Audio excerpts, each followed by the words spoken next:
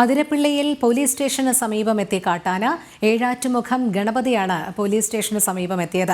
Police സ്റ്റേഷന് സമീപം തന്നെ നിലയുറപ്പിച്ച ആനയെ പിന്നീട് പോലീസുകാർ തുരത്തി.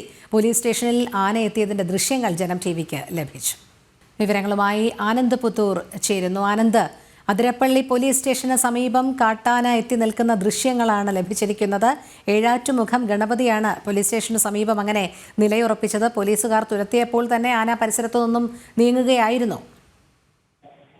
രോഹിണി, ഇന്ന് രാവിലെ 7:07 കൂടിയാണ് സംഭവം. അതിരപ്പള്ളി പോലീസ് സ്റ്റേഷനിലാണ് ഈ ഒറ്റയാൻ എത്തിയത്. ഏഴാറ്റുമുഖം ഗണപതി എന്നാണ് പേര്. 7 കൂടി തന്നെ ഈ ആന പോലീസ് സ്റ്റേഷനിൽ എത്തുകയായിരുന്നു. ഈ സ്റ്റേഷനിലെത്തിയോടുകൂടി തന്നെ പോലീസുകാർ ഈ ആനയെ തുരത്താനുള്ള ശ്രമങ്ങൾ നടത്തിയെങ്കിലും കുറച്ചു സമയം ആന അവിടെ നിലയുറപ്പിച്ച ശേഷം ആനയെ പോലീസുകാർ തുരത്തുകയായിരുന്നു.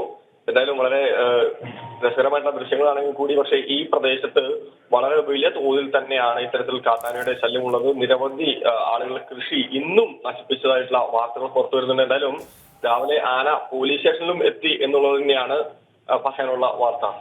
ശരി, ആനന്ദ് പുത്തൂറാണ് വിവരങ്ങൾ നൽകിയത്.